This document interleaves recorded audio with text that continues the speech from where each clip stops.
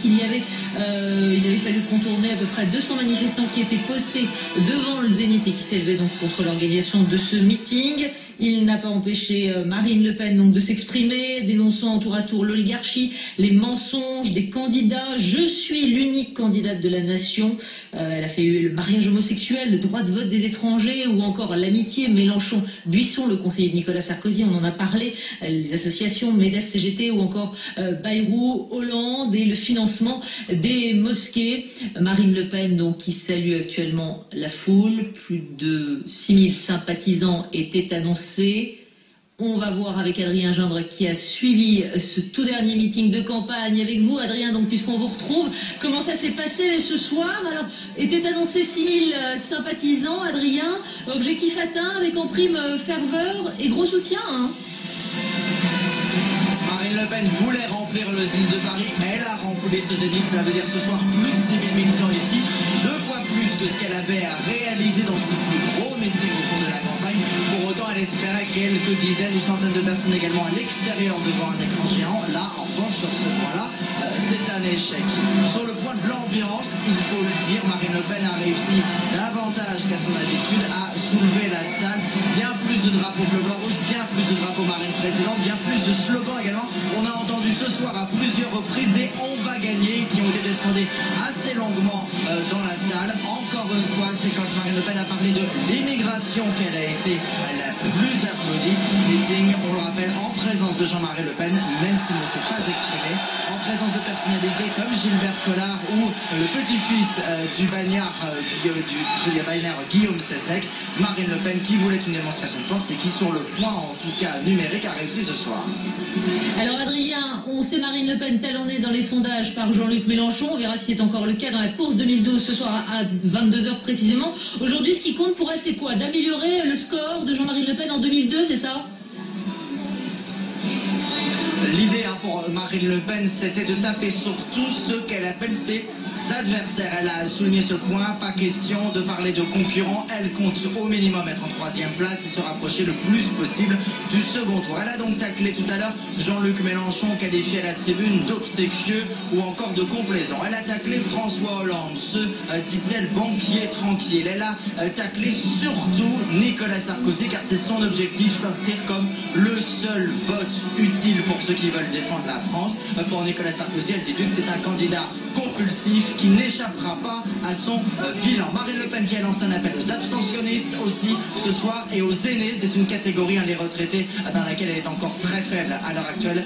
Marine Le Pen qui, au cours de ce meeting, s'est présentée comme la seule capable de protéger les Français. C'était son meeting pour le dire ce soir. Je suis la candidate de la nation, elle l'avait déjà dit. C'était l'essentiel de son message ce soir.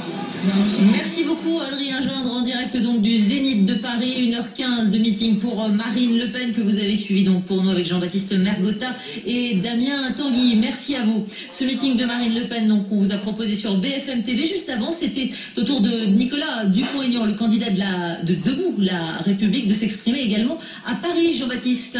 Il était au Bataclan et il a mis, vous allez entendre, les 2 favoris des sondages dans le même panier. Propos recueillis par Jacques Mitrotin et Elsa Giraud. Hollande, Sarkozy, c'est exactement la même politique qui continuera. Il est temps de le dire. Ils prennent des grands airs, ces socialistes de caviar, ils prennent des grands airs. Ordre du chef de carte. Merci.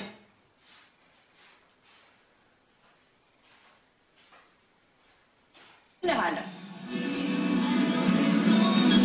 Absolument, ce que je peux vous dire, c'est que c'était vraiment le plus gros meeting de Marine Le Pen depuis le début de sa campagne. 6000 personnes chauffées à blanc. Marine Le Pen qui est donc parvenue à remplir le Zénith de Paris, des militants qui scandaient même, et c'était une première, des « on va gagner ».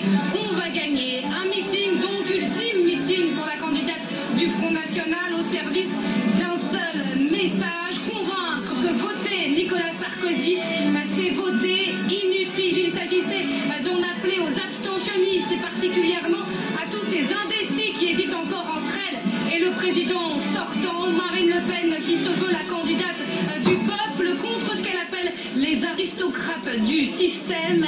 Elle demande donc à tous ces indécis de se lever, Français de voter pour elle, pour sanctionner un président sortant qu'elle voit déjà sorti. Sur le fond, pas de changement. Elle a déroulé tout son programme, immigration, tolérance zéro, idem en matière d'insécurité, des thèmes sur lesquels elle a été particulièrement applaudie, avec là encore d'autres scansions. Cette fois, c'était des « on est chez nous ».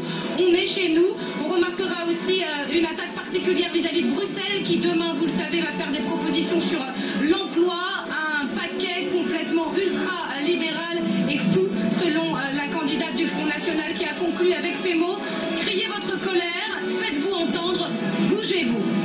Merci beaucoup Myriam Mangawa, en direct donc du Zénith à Paris. Merci aussi à Eric Ligaud et Romaric Moins qui vous accompagnent sur place de la stratégie, notamment de Marine Le Pen. On en reparle dans quelques minutes à 21h46 avec Mickaël Darmon. Ce sera notre JT de campagne. Le reste de l'actualité à présent, et d'abord les suites de cette enquête après une série de meurtres dans l'Essonne, et les enquêteurs en ont désormais la certitude. L'une des armes saisies ce week-end au domicile du principal suspect est bien le pistolet qui a servi aux 4 crimes. Résultat des analyses balistiques, Yoni Palmier, 33 ans, a été mise en examen, je vous le rappelle, et écrouée hier soir.